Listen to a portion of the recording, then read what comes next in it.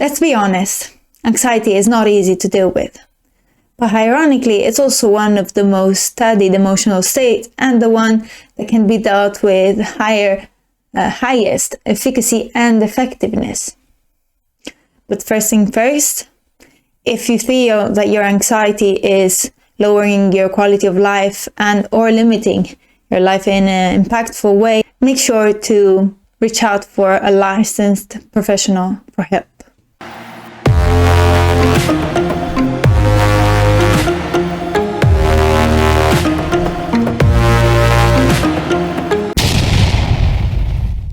Today, I will talk about one of the two most employed approaches that developed in managing stress and anxiety in the sport context. But before diving into it, there are a couple of concepts that should always be kept in mind when we're thinking and projecting interventions. Rule number one, make it personalized, make it specific.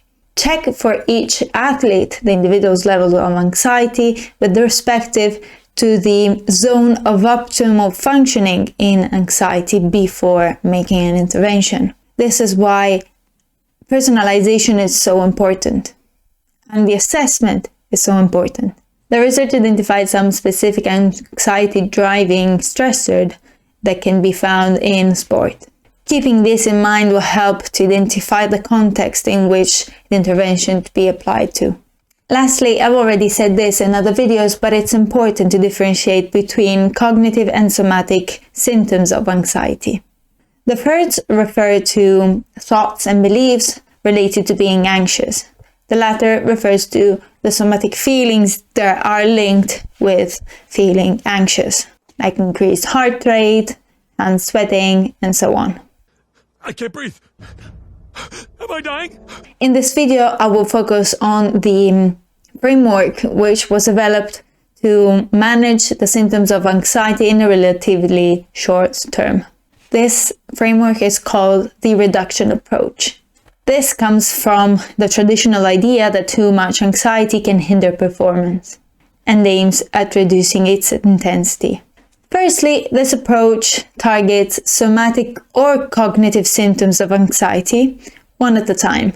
This means that we need to assess which component of anxiety, of anxious symptoms, is impacting more the athlete. Physical relaxation, mental relaxation technique, and thought control are underneath this umbrella term of the reduction approach. These techniques all have in common that the athlete is required to learn to master these techniques, the skills, outside of the sport context. And then they will gradually make it more specific and targeted to the stressful situation. For somatic anxiety, progressive relaxation is one of the most successful interventions. I was actually taught by my mother about these techniques when I was really young and I had troubles with sleeping. This technique requires that you tense and relax your muscles, and in the first stages you do so while listening to an audio. And in the following steps, you learn how to relax the muscles without having the guidance, and then you need to link it to a trigger. The trigger is something that is sport specific, but you won't apply it to the sport yet.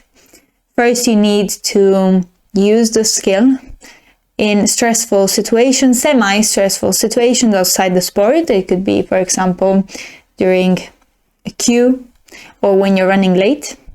And then finally, you will link it into your sport setting and training. And as you continue, you can go into more and more stressful situations. It could be, for example, a competition. The concept of this technique is that it forces you to become more aware of the impacts of the emotions on your physiological states. And it does so by relaxing and contracting the muscles. The capacity to feel relief will quickly improve, making it easier to stop the negative loop of biofeedback that your body is giving you when you are anxious. Under this framework, we also find the Transcendental meditation. This technique uses a mantra, which you have to decide for yourself, that guides your meditation. as part of the experience and the moment. One that I like is I'm in the moment, because it reminds me why I'm doing what I'm doing, which is the emotions that it brings me. No matter if positive or negative, those will always be transient, and I'm accepting them and letting them go as part of the experience of the moment. Other strategies are mental imagery, and this requires you to imagine yourself in a calm state and to be in a nice and relaxing environment. And another one is autogenic training. Autogenic training is a form of self-hypnosis which aims to produce the feelings of heaviness and warmth. The steps are similar of a mix of the previous two protocols that I've described, but this differs in the fact that it drives somatic sensations driven by self-suggestion. This technique actually requires much longer training compared to the other three, because it requires to stimulate really strong sensations. The studies show that it can take up to 6 months, and that's why it's not so used compared to the others. I'm showing you the steps in case you're intrigued. Finally, I must say that there are some other strategies that have been employed and studied that I don't suggest, like thought stopping and positive control thinking, because it has a rather high chance and possibility of drawbacks and negative outcomes in case it's not used effectively or adequately. What are you gonna do, asshole? Shut up! Note that all of these techniques can be framed to be energizing. For example, after calming down, you can use a voice or your thoughts to imagine the energy flowing inside of you, and you can use breathing to increase your heart rate and drive your mental state towards excitement rather than relaxation. And this was it for a short intervention on anxiety. Do you think that this approach is too reductive? It could be. This is one of the critics that have been raised by modern approaches. In fact, the restructuring approach challenges this view of anxiety and provides a new framework for more long and deeper interventions on management of anxiety. Be reassured, I will tackle this as well, obviously. In fact, this approach is so powerful, I will dedicate a whole playlist, a whole series of videos on this topic. So what should we do about what we learned today?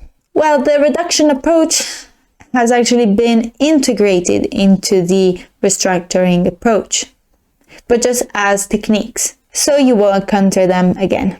The only difference is that they're seen under a different light and then have a different meaning, but they still remain valid. Are these enough for you? Let me know in the comments. Remember to subscribe if you're interested in this type of content. I'll see you in the next video, and stay psyched.